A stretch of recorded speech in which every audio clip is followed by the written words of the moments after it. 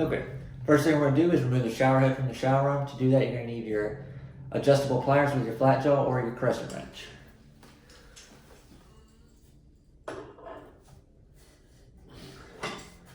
Remember, lefty loosey, righty tighty.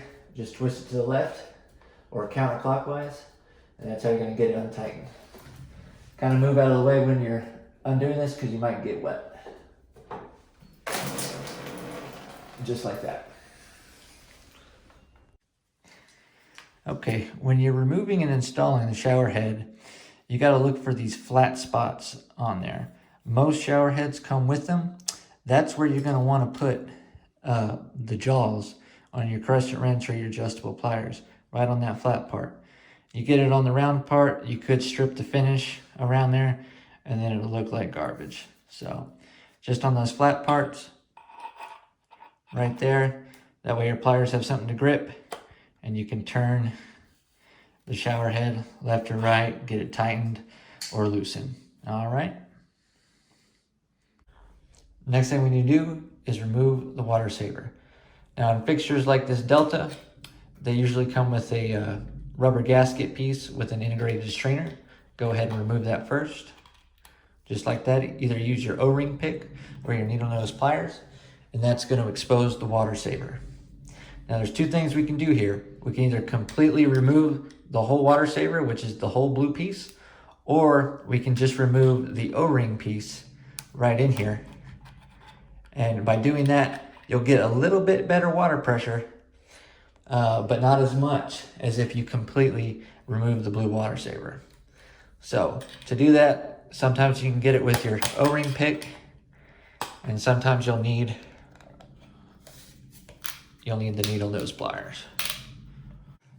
Okay, so this is what it looks like without the water saver. I had to go off camera for a bit because that one was a pain to get out. Sometimes they're super easy to pull out, they'll just pop right out. Sometimes you gotta struggle with it. But let me tell you, it's worth every bit of effort to get that thing out of there because it's like night and day with the water pressure. Okay, so next, let's get this reinstalled. Okay, now we're gonna reinstall the shower head. For that, you're gonna need some of your Teflon tape to get a good seal on those threads. If you haven't done so already, go ahead and remove the old layer of Teflon tape. That way you have nice, clean threads to apply the new layer of tape on, okay? Now this Teflon tape, you're gonna wanna put it on in a clockwise motion, the same way we're gonna tighten back on the shower head. Reason we do that is so when you're tightening down the shower head, you don't unspool the Teflon tape and get a bad seal, okay? Also, we're only gonna need about 3 to 4 wraps of the new Teflon tape to get a good seal. And next we can put on the shower head.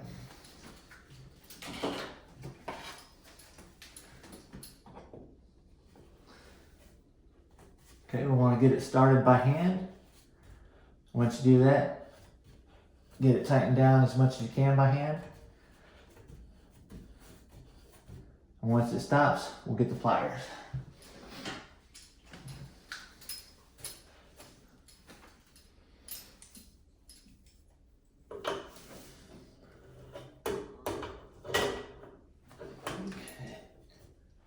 And then you don't want to over tighten this, just get it to where it's snug. All right, that's about a quarter turn. All right. Next, we'll test it and see if it's good installation. All right, let's see what kind of pressure we got. Oh yeah, much better.